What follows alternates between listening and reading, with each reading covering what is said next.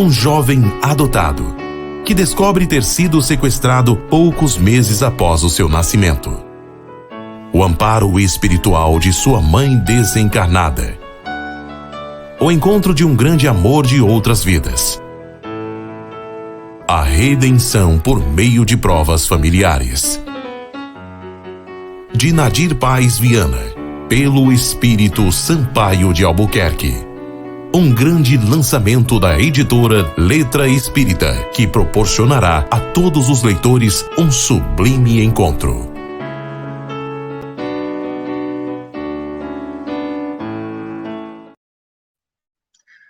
Olá, pessoal, boa noite a todos, sejam todos muito bem-vindos.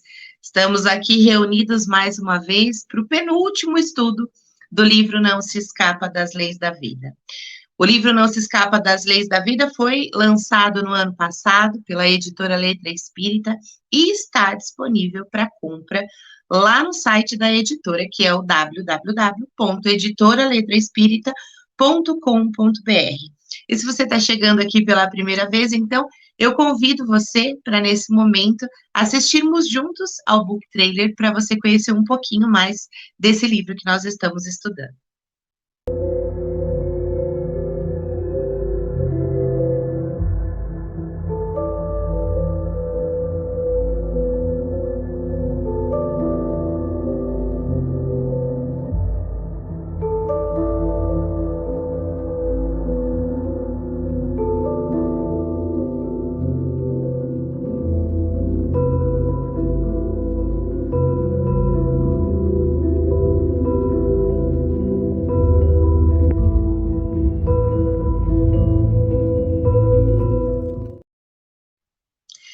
Então, agora, retomando o nosso estudo, a gente já está lá no capítulo 19, Lei de Justiça, Amor e Caridade. E aqui nesse ponto do livro, Carlos já está preso há um ano. Como a gente já demonstrou ao longo de todos esses capítulos anteriores, ele não mudou nada, ele não mudou o modo dele de pensar, ele não se arrependeu absolutamente de nada do que ele fez ao longo da vida, ele não se compreendeu como errado diante de todas as atitudes que ele tomou. Então, assim como havia sido durante toda a sua vida, ele não encontrou ali dentro do ambiente prisional onde ele está inserido nesse momento um amigo sequer, e continuava vivendo sozinho, continuava calado, continuava isolado, o que acabava causando bastante raiva em outros presos que o julgavam, na verdade, bastante prepotente, e como a gente já viu, ele realmente o é. Então, passado todo esse tempo, ele já não pensava mais nem nos motivos que o faziam estar ali preso. E ele preocupava-se apenas com o fato de desconhecer absolutamente como os negócios dele estavam andando, não sabia do que estava acontecendo, de nada a respeito da situação, justamente porque o seu advogado quase não aparecia, e isso de verdade o consumia. E a verdade dos fatos era que esse advogado era uma pessoa reprovável moralmente, e ele havia demitido quase a metade dos funcionários das empresas do Carlos, e vendeu também uma das fazendas que eram de sua propriedade. Como ele tinha as procurações para isso, ele assim o fez e acabou ficando com todo o dinheiro oriundo dessas vendas para si, bem como todo o lucro do frigorífico, e deixou a administração ali da outra fazenda que restou para uma pessoa que era de sua confiança. Então, o patrimônio de Carlos, a essa altura da história, era menos da metade do que um dia havia sido, e ele não fazia qualquer ideia de que isso estava acontecendo. Então, num determinado dia, ele havia tido uma noite muito ruim, tinha dormido muito mal, e ele estava bastante hostil, bastante irritado. E ali tomou o café da manhã e foi para o pátio para tomar o banho de sol. E foi nesse momento que ele foi abordado por um dos presos, e um deles que era conhecido por ser bastante perigoso. E aí esse preso pediu para o Carlos dinheiro para que ele enviasse para a família dele, que estava fora, né, do presídio, e Carlos, obviamente, negou a ajuda, mas ainda o rapaz insistiu e Carlos, então, no alto de sua arrogância, acabou humilhando esse detento. O homem, obviamente, encheu-se de raiva e, por uma questão de sintonia, como nós vimos ao longo da história em vários momentos, ele acabou recebendo e captando as inspirações do obsessor, do Ângelo, que então o instigava a sentir ainda mais raiva do Carlos. Foi então que esse preso, ele deu então um assovio muito alto e outros se aproximaram dele, do Carlos, e esse preso passou então a dizer o que o Carlos tinha falado para ele a respeito do pedido de dinheiro, o que ele achava dos presos, e esses presos então, num rompante, acabaram iniciando ali uma agressão coletiva, contra a qual o Carlos não tinha a menor chance de se defender. E nesse momento ele viu ali um filme passando na sua cabeça, e ele acabou desencarnando por conta de toda essa violência. E foi enterrado ali pelo próprio Estado, justamente porque não tinha pessoas que o buscaram, que desejaram estar naquele derradeiro momento. E essas notícias, elas foram amplamente divulgadas pela mídia, no caso, e a Simone acompanhava tudo isso com bastante tristeza, assim como os pais de Luísa, que também souberam dos acontecimentos e acabaram, uma semana depois de todos esses fatos, procurando a família do Arthur. E aí eles disseram o seguinte, que a prisão não tinha trazido, a prisão e nem a morte do Carlos tinham trazido e teriam o poder de trazer de volta a Luísa e o Arthur e o bebezinho que ela esperava para o convívio deles, mas que a mãe de Luísa dizendo que eles podiam fazer disso algo bom para manter a memória dos filhos viva, assim como a do neto, e ela tinha conversado com o marido, e então com o advogado, e eles souberam que Carlos não tinha parentes vivos e que não tinha qualquer outro herdeiro, e que então eles poderiam entrar com uma ação de inventário como interessados, a fim de que então angariassem e tivessem direito à fortuna que ainda existia, né? Na época eles achavam que era tudo, mas já tinha sido lapidado esse patrimônio. E aí a família de Arthur, uma tia dele, na verdade, disse que o dinheiro era sujo, que não traria os amados de volta e que não sabiam se isso valeria a pena. E aí a mãe de Luísa disse que realmente não traria, mas que ela tinha tido a ideia de usar esse dinheiro que eles herdassem para abrirem uma instituição que acolhesse crianças abandonadas e mulheres que sofressem com violência doméstica. E aí a tia compreendeu a situação, achou uma ideia muito nobre e concordou, então, que eles entrassem com esse processo. Então, com a abertura da ação, esse advogado que cuidava dos bens do Carlos fugiu, e foi então que a justiça teve o conhecimento de tudo aquilo que vinha acontecendo. Então, tudo que sobrou da fortuna do Carlos inicialmente foi usado para pagamento dos funcionários da empresa, justamente porque os negócios do Carlos não seriam levados adiante, as famílias não queriam, e então o que restou de tudo isso ficou para a família da Luísa e para a família do Arthur.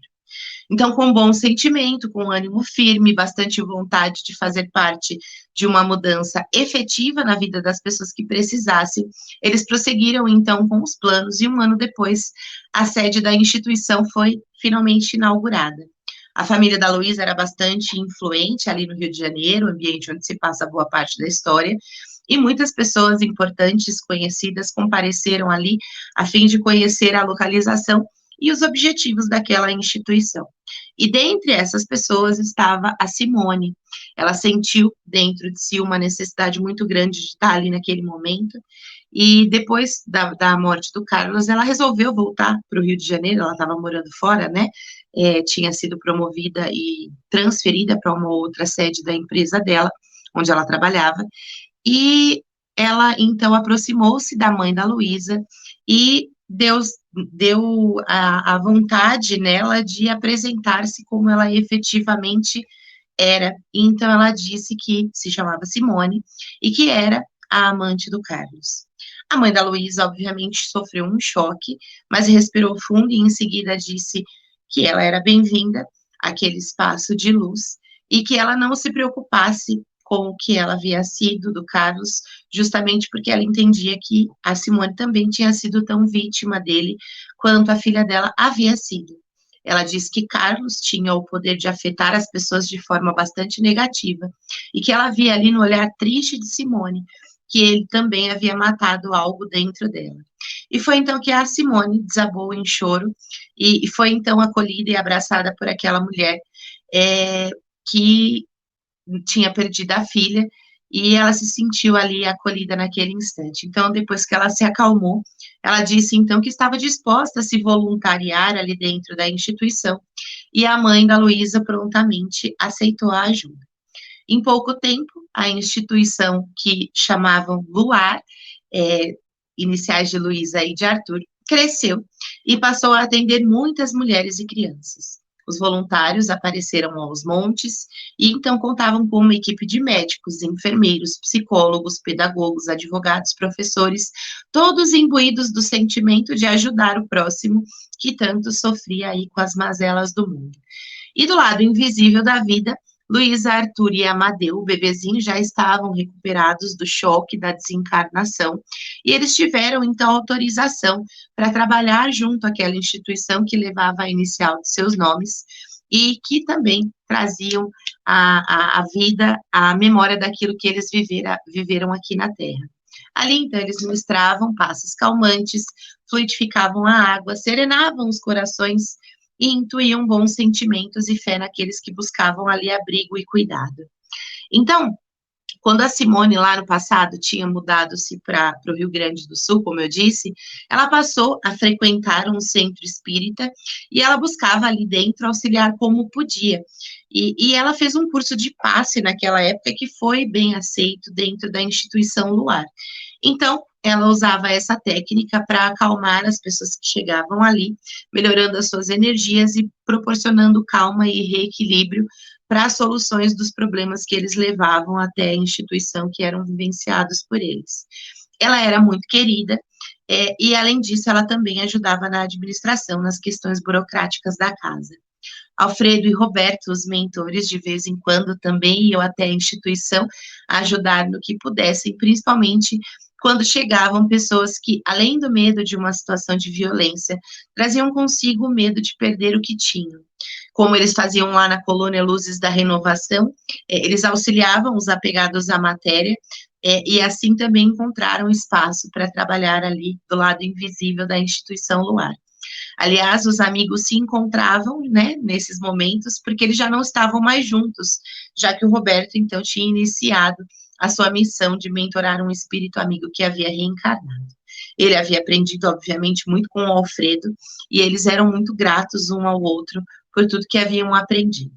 E foi aí, num sábado de trabalho ali na instituição, que Simone, então, conversou pela primeira vez com o Henrique, um dos médicos voluntários. E, apesar deles já terem se visto ali dentro inúmeras vezes, eles não tinham conversado antes desse momento. E então, ali depois de um breve papo, ele a convidou para jantar naquela noite e ela, então, aceitou. Esses encontros se repetiram algumas vezes e não demorou para que eles assumissem ali um namoro, o que fez muito bem para ambas as partes. E 8 meses depois, já estavam morando juntos e oficializaram a união, casando-se no cartório perante a lei material e dando ali uma pequena recepção, uma pequena reunião para alguns convidados. Um dia, o Henrique, então, questionou a Simone se ela não tinha desejo de ter filhos. E foi então que a Simone decidiu confessar, né, conversar ali com o marido sobre o aborto que ela havia cometido na época em que ela era envolvida com o Carlos, também contou essa situação. Ele, de início, obviamente, sobressaltou-se diante da realidade dos fatos, mas claro que ele a acolheu, e embora eles tenham tentado muitas vezes, ela não engravidou. Então, nessa fase, eles decidiram fazer ali alguns exames, né, na medicina terrena, e eles descobriram que, na verdade, Henrique não podia ter filhos biológicos, o que os levou, então, a adotar a menina Beatriz, um ano depois. E aí, partindo para o capítulo 20, as consequências da inconsequência, é óbvio que Alfredo estava bastante triste depois da desencarnação e diante da violência da desencarnação do Carlos, e ele foi chamado, então, por Marcos para uma conversa e diz que não queria vê-lo tão triste daquela forma, que ele havia cumprido a sua missão, fez tudo o que estava ao seu alcance, mas que a ele não competia fazer qualquer milagre e, obviamente, nem se sobrepor ao livre-arbítrio ali do Carlos. E ele compreendia isso, mas disse que era bastante doloroso ver que o seu mentorado já tinha sido seu bisneto em vidas anteriores, ele tinha perecido de uma forma muito triste. E o Marcos, então, obviamente, compadeceu-se com a dor do amigo, mas que ele precisava, né, lidar com os fatos ocorridos e que ele precisava ressignificar aquilo de alguma forma.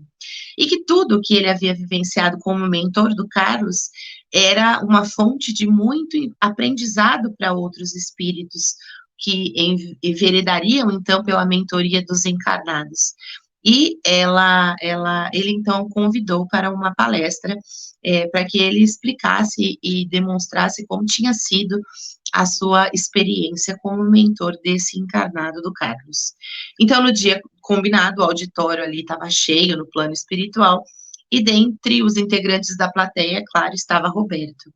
Alfredo sentou-se ali ao lado do amigo para ouvir um outro mentor contar a sua história, e quando chegou o seu momento, ele então se levantou e seguiu para a frente daqueles espíritos que o aguardavam, então, falando a respeito do Carlos. Ele disse o seguinte: Carlos, o encarnado do qual eu fui mentor, transgrediu todas as leis morais que regem a vida de cada um de nós. Primeiro, feriu a lei natural, a lei de Deus, a única verdadeiramente necessária à felicidade do homem. Ele diz, então, que Carlos, desde muito pequeno, era uma pessoa egoísta, orgulhosa e arrogante, que encontrou no isolamento um companheiro perfeito para que jamais se forçasse a aprender e nem a ouvir a sua voz interior. Todos esses sentimentos, conta ele, que desde o início mantiveram-no surdo para as orientações que ele tentava passar, e que esses mesmos sentimentos foram os que os fizeram se afastar de quem ele amava e de quem ele precisava estar junto para cumprir com parte, então, do seu planejamento reencarnatório. Disse que ele também feriu a lei do trabalho justamente porque ele trabalhava em excesso. Ele criou para si, ao longo de muitos e muitos anos, necessidades que, na verdade, ele nem possuía, e justamente porque ele nasceu em berço de ouro e tinha mais do que precisava para viver desde o início, e que o trabalho sempre o consumiu. E assim, aliado ao isolamento, ele encontrou alguém que não amava, apenas para suprir um vazio que ele jamais compreendeu efetivamente qual era. E aqui ele se refere ao momento, então, que ele sente esse vazio interior e acha que é porque ele precisa casar. Então, ele se casa com Luísa, mesmo que não a amasse. Ele feriu a lei de reprodução, encontrando na poligamia a satisfação de prazeres escusos, usando aquela que amava simplesmente porque sua vaidade não permitia estar ao lado de alguém de classe social diferente, referindo-se então à atitude de Carlos de efetivamente ser apaixonado pela Simone, mas não a assumi-la, porque ela vinha de uma posição social diferente. Sem aprender que isolado era um ser incompleto, isolou também a esposa, causando mais sofrimento e desrespeitando a lei de sociedade.